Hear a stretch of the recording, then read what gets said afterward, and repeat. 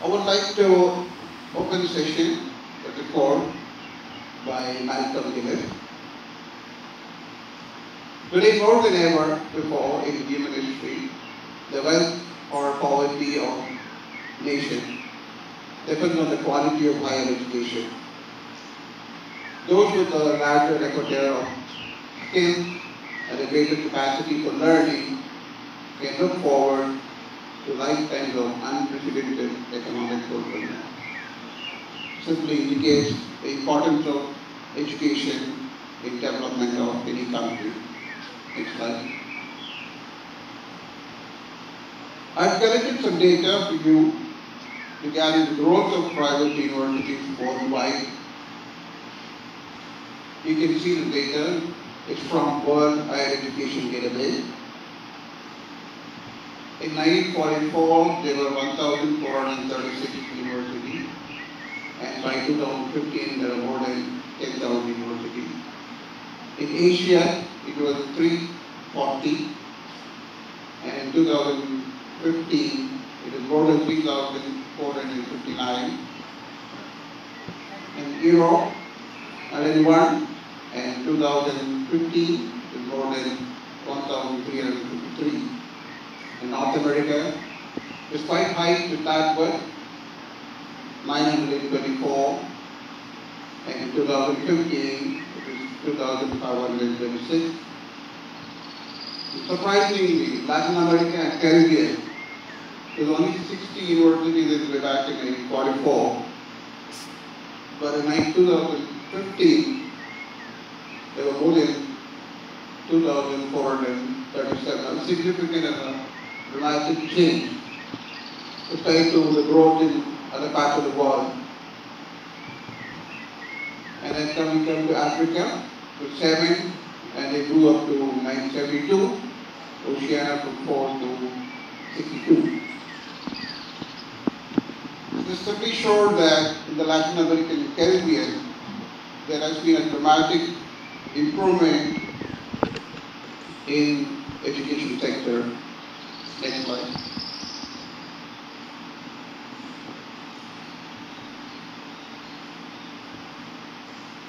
Coming to the data in Guyana, I took this from the National Accreditation Council website.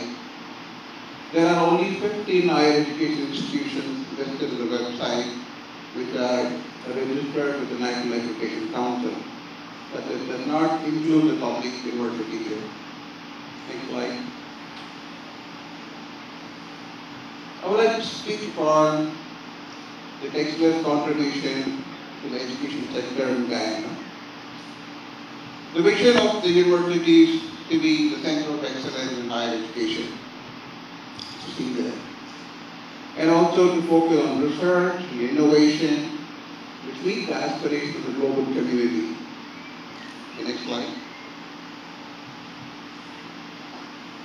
To just go through the mission, to redefine and revolutionize international education by offering updated, modern, excellent training in the areas of health sciences, information communication technology, management, education, applied science, and all possible areas that the learner seeks to engage with Texila American University. Next slide. To observe the highest standards of ethics, integrity, and compassionate care for students and community at large. To make Guyana proud of being the most sustainable region of the world through creating, disseminating, and applying actionable health knowledge. These are our visions and mission. To briefly talk about the growth of Texila American University in Guyana, we come into the year 2010. We started very small in Krishna Labor College with just 7 students. That was way back in 2010. And then as we grew up, we had to find a bigger place, and we moved to Barrington.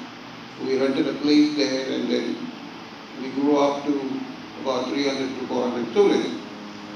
That place wasn't sufficient enough for us, and we built our own magnificent campus in Providence this year. Currently, we have more than 600 students enrolled with us, and they have all come from different parts of the world. And we have students from more than 35 countries currently.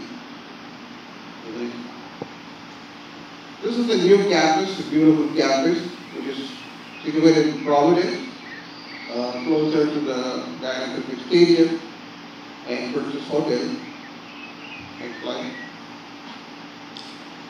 This is the first block, the entrance to the building. Next slide. This is our multi-D laboratory. Our exams are generally conducted online, and students use these labs for the exams and also to use their digital e-resources. The next slide. This is one of the classrooms which was taken at the preliminary stages. Next slide. And this is the second block where we have a library there. The programs are offered in Texila. We offer primarily Doctor of Medicine, which is 4.5 years and 5.5 years. 4.5 years is for those who have done the CAPE qualification. They start with 6 months of pre-medical program and they go into 4 years of medical program. And 5.5 years is for those who come with CXC. They do 1.5 years or 3 semesters of pre-medical program and they will continue to the Doctor of Medicine program. And we also offer Bachelor in Nursing, the BSN and RN to BSN, which is an upgradation program. Those who have RN qualification can upgrade to Bachelor of Science in Nursing. And we also offer RN to BSN, Work Integrated Learning Program. This is specifically designed for those who are employed. Nurses who are employed can do this program. They have weekend classes, and during the week they can access the classes through learning management system, or they can study online. Next slide. Brief for details about the program structure. The medical program is broadly divided into 2 phases. The first phase, first 2 years, comprises of preclinical. In preclinical, students study the basic sciences, basic medical sciences and community medicine. Subjects like anatomy, physiology, biochemistry, pathology, microbiology, and so on and so forth are taught in the first 2 years. And in preclinical, again, they have a categorization of preclinical and paraclinical. And after completion of the preclinical, they'll have to undergo a preclinical exit exam. After completion of the preclinical exit exam, they will go into the clinical rotation. The clinical rotation or the clinical training is for 2 years or 80 weeks in Guyana or 32 weeks in US. Students can go to US, Guyana, and Philippines. In Guyana, students are posted in GPHC for the clinical training. We also have MOU with various other government hospitals in New Amsterdam and with the Emera Hospital. The next slide. Well, we have successfully completed 3 batches of passed out so far. Last year on December 10th, we had the graduation, the 3rd graduation. And our Honorable Prime Minister was the guest of honor of the program. And our students, to the next slide.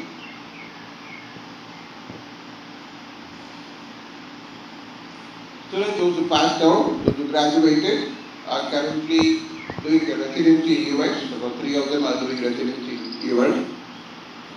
In the specialty like psychiatry, internal medicine and family medicine. And a couple of them have gone back to India and they've taken the licensing exam and both of them passed and they're doing the house surgency. Similarly, those who went back to Nigeria, 4 of them, they have also cleared the licensing exams and they are doing their house surgency in Nigeria.